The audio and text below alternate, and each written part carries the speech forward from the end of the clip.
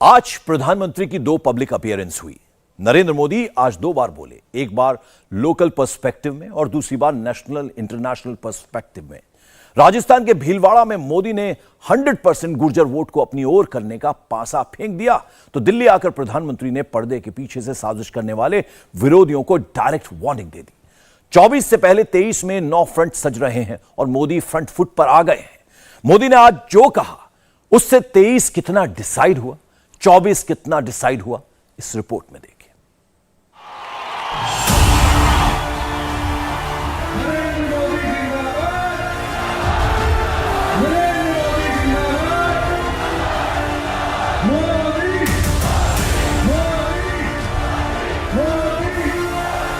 नरेंद्र मोदी सियासी समर में उतर गए।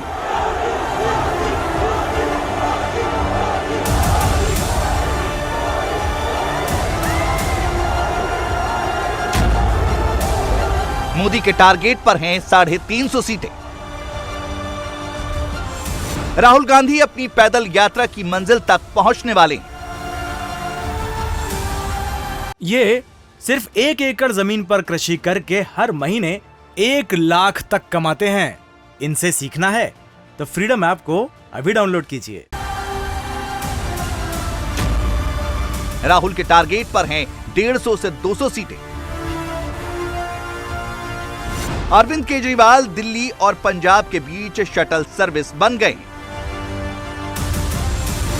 केजरीवाल के टारगेट पर 2 राज्यों की 20 सीटें हैं। शुरुआत नरेंद्र मोदी से, जिन्होंने आज राजस्थान के रण में रणभेरी बजा दी। सही जगह और सही वक्त देखकर नरेंद्र मोदी ने आज सही बात कह दी। भगवान देवनारायण का अवतरण कमल पर हुआ था।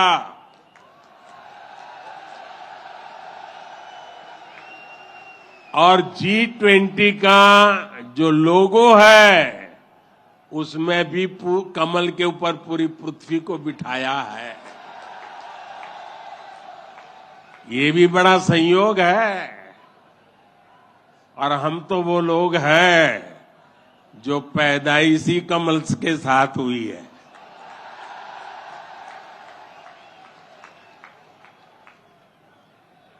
और इसलिए हमारा आपका नाता कुछ गहरा है।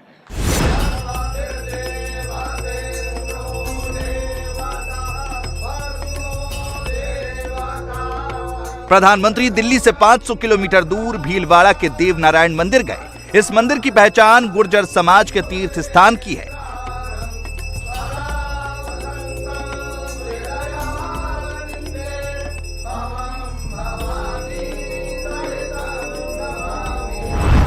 राजस्थान के 33 में से 14 जिलों में असरदार गुर्जर आबादी है। यहां लोकसभा की 12 और विधानसभा की 40 सीटें आती हैं। भीलवाड़ा, अजमेर, जयपुर, दौसा, अलवर, भरतपुर, धौलपुर, झुंझुनू, कोटा, बारां, झालावाड़, टोंक, करौली और सवाई माधोपुर यहां के गुर्जर सरकार बनाने, सरकार बचाने और सरकार बदलने में सबसे बड़ा रोल निभाते हैं। 2018 में गुर्जर वसुंधरा राजे से नाराज थे तो उन्होंने बीजेपी के एक भी कैंडिडेट को विधायक नहीं बनने दिया था। 2019 में वही गुर्जर मोदी के साथ आ गए और राजस्थान में मोदी ने 25 की 25 लोकसभा सीटें जीतकर 100% का स्ट्राइक रेट मेंटेन किया। राजस्थान का गुर्जर समाज अभी दोराहे पर खड़ा है। कांग्रेस में सचिन पायलट की दुर्दशा देखकर गुर्जर कुछ फैसला करना चाहते हैं। ठीक ऐसे समय पर नरेंद्र मोदी गुर्जर समाज की आस्था के सबसे बड़े केंद्र भीलवाड़ा के मालासेरी डुंगरी में भगवान देवनारायण के मंदिर पहुंचे।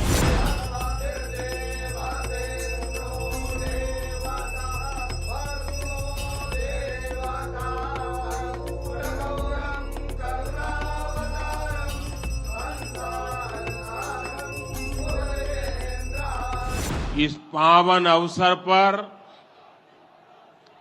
भगवान देवनारायण जी का बुलावा आया। और जब भगवान देवनारायण जी का बुलावा आए और कोई मौका छोड़ता है क्या? मैं भी हाजिर हो गया। भीलवाड़ा के मालासेरी डूंगरी में भगवान देवनारायण की 1111वीं जन्म जयंती मनाई जा रही है। नरेंद्र मोदी को इस मौके पर मालासेरी आने का न्योता मिला और वो पहुंच गए। ये कोई प्रधानमंत्री यहाँ नहीं आया है। मैं पूरे भक्ति भाव से आप ही की तरह एक यात्री के रूप में आशीर्वाद लेने आया हूं। भगवान देवनारायण और जनता जनार्दन दोनों के दर्शन करके मैं आज धन्य हो गया हूं। मैं भगवान देवनारायण से अनवरत राष्ट्र सेवा के लिए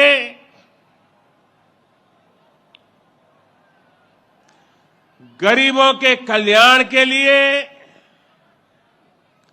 आशीर्वाद मांगने आया हूं। अनवरत राष्ट्र सेवा और गरीबों के कल्याण के लिए आशीर्वाद, क्या मोदी का ये वरदान मिलेगा? 2014 में 25 में 25 मोदी का स्ट्राइक रेट 100%। 2019 में भी 25 में 25 मोदी का स्ट्राइक रेट 100%। 2024 में मोदी का स्ट्राइक रेट क्या होगा? क्या राजस्थान में मोदी तीसरी बार 25 सीटें जीतेंगे? बड़ा सवाल यह भी कि क्या गुर्जर पूरी तरह मोदी के पीछे आ जाएंगे? गुर्जर सिर्फ राजस्थान में नहीं है, हरियाणा, पंजाब, जम्मू कश्मीर, मध्य प्रदेश और पश्चिमी उत्तर प्रदेश में भी बड़ी गुर्जर आबादी रहती है। भगवान देवनारायण ने जो रास्ता दिखाया है वो सबके साथ से सबके विकास का है। आज देश इसी रास्ते पर चल रहा है। बीते 8-9 वर्षों से देश समाज के हर उस वर्ग को सशक्त करने का प्रयास कर रहा है जो उपेक्षित रहा है, वंचित रहा है। वंचितों को वरीयता, इस मंत्र को लेकर के हम चल रहे हैं। आप याद करिए, राशन मिलेगा या नहीं, कितना मिलेगा, ये गरीब की कितनी बड़ी चिंता होती थी। आज हर लाभार्थी को पूरा राशन मिल रहा है, मुफ्त मिल रहा है। अस्पताल में इलाज की चिंता को भी हमने आयुष्मान भारत योजना से दूर कर दिया है। गरीब के मन में घर को लेकर टॉयलेट, बिजली, गैस कनेक्शन को लेकर चिंता हुआ करती थी, वो भी हम दूर कर रहे हैं। बैंक से लेन देन भी कभी बहुत ही कम लोगों के नसीब होती थी। आज देश में सभी के लिए बैंक के दरवाजे खुल गए हैं।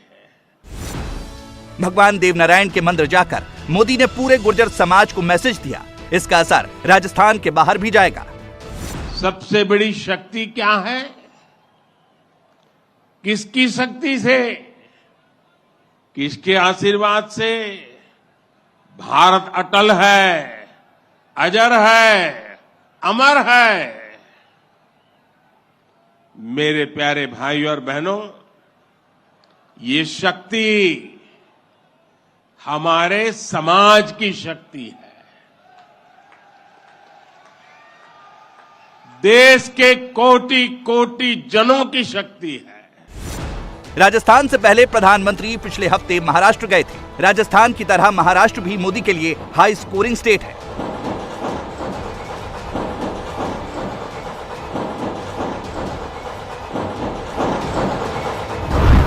2019 में मोदी की पार्टी महाराष्ट्र में 25 सीटों पर लड़ी थी और उसमें से 23 सीटें जीती थी, यानी मोदी का स्ट्राइक रेट था 92%।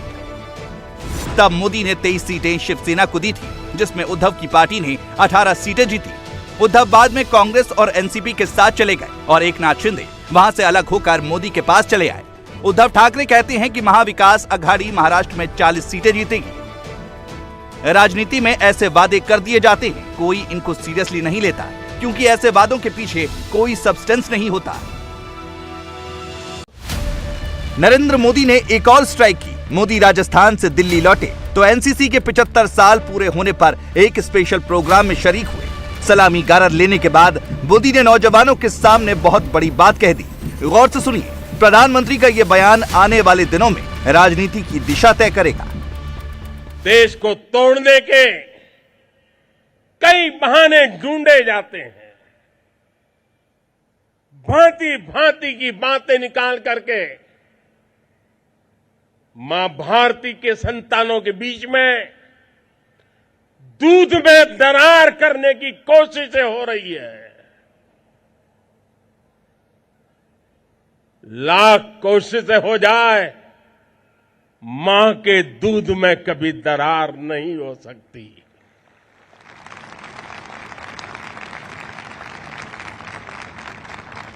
और इसके लिए एकता का मंत्र ये बहुत बड़ी औषधि है, बहुत बड़ा सामर्थ्य है।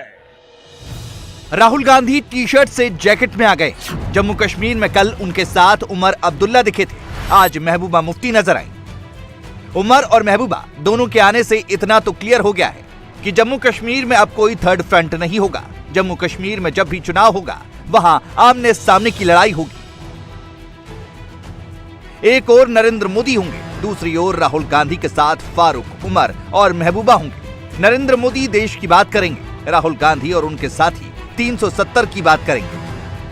अनुच्छेद 370 की बात जब भी होती है, धर्म के आधार पर एक लाइन खिंच जाती है। मोदी की पार्टी एक तरफ, बाकी सारे दल दूसरी तरफ हो जाते हैं। कुछ ऐसा ही डिवीजन योगी आदित्यनाथ के सनातन वाले बयान पर हो रहा है। हमारा सनातन धर्म भारत का राष्ट्रीय धर्म है।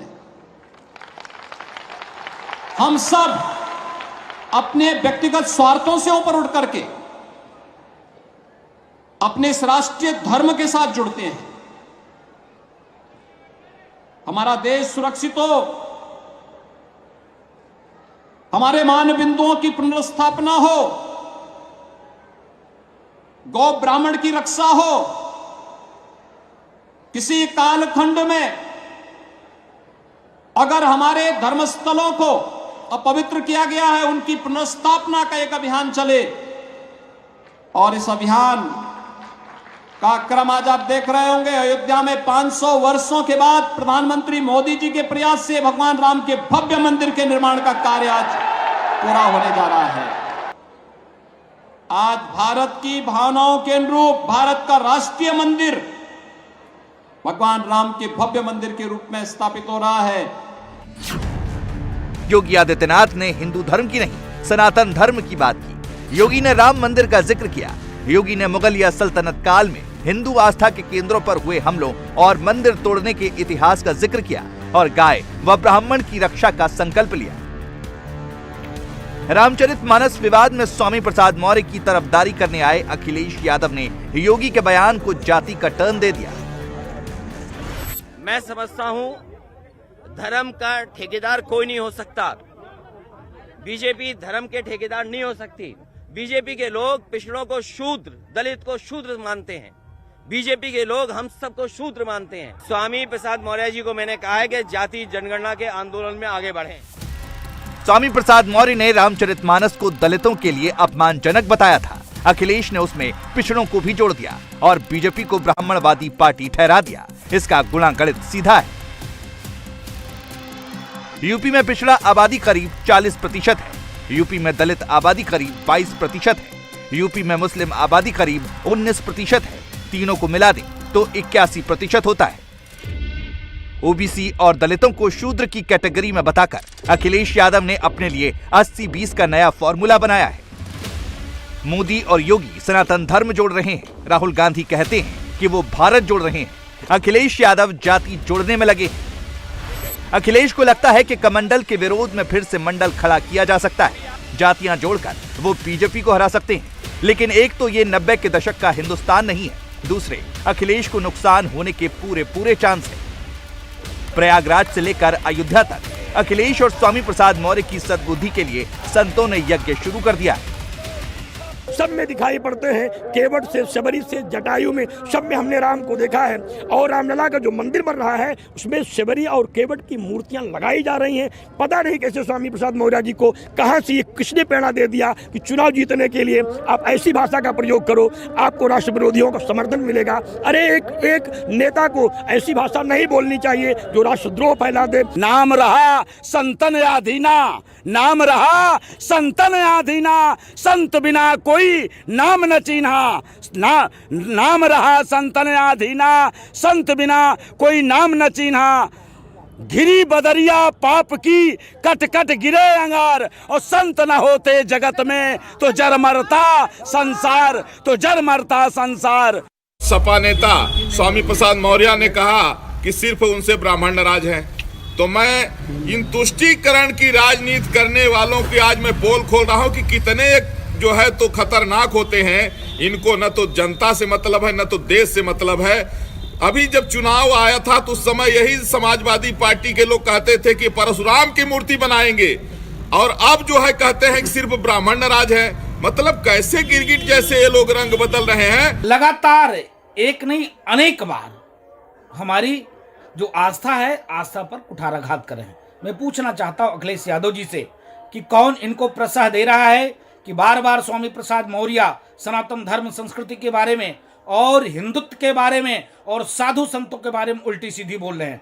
माननीय अखिलेश यादव जी, तत्काल इनको बाहर निकालिए। उसके बाद आप ऐसे जहरीले नागों को तुरंत फन इसका कुचलिए, क्योंकि ऐसे ही लोग आपको गर्त में डाल देंगे।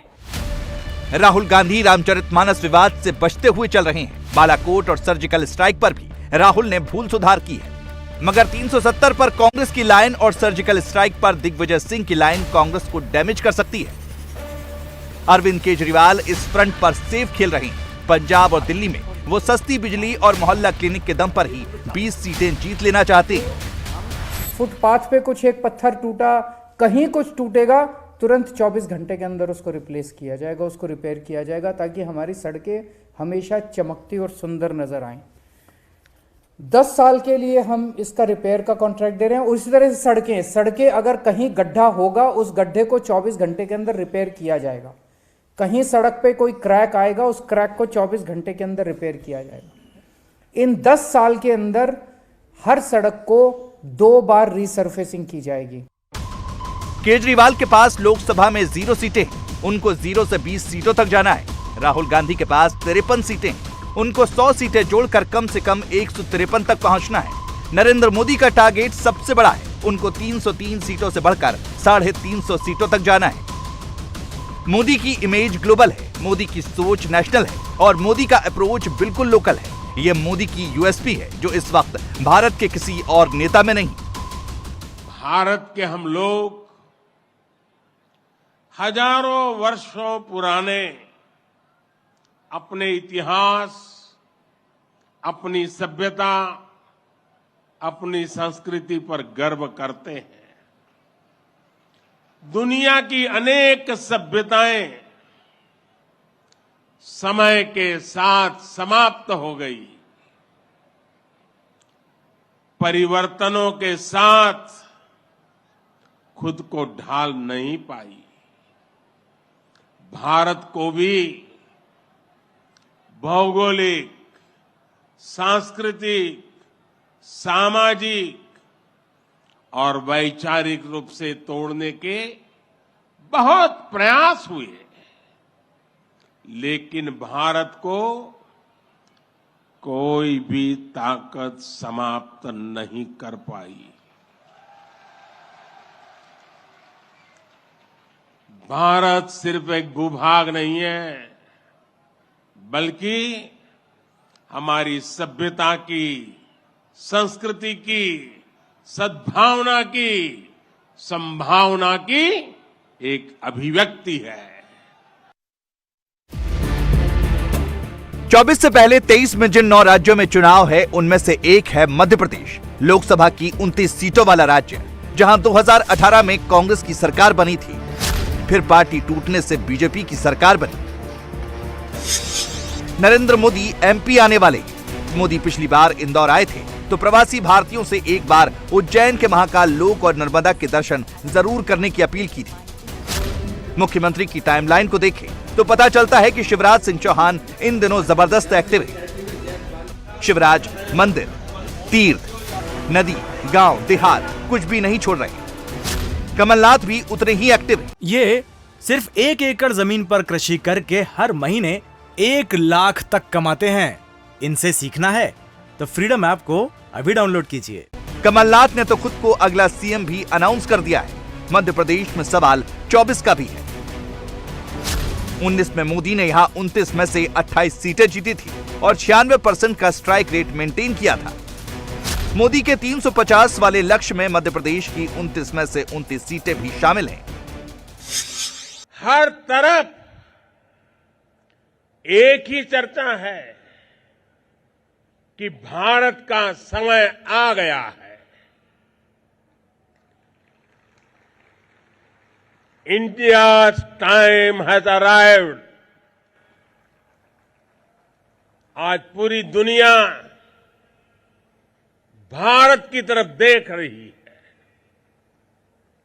और इसके पीछे सबसे बड़ी वजह आप हैं।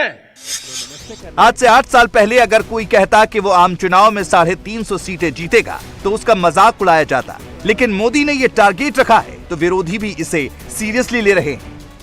इंडिया टीवी हर वक्त हर जगह डाउनलोड करने के लिए सर्च करें India TV news Google play store या ऐप स्टोर पर।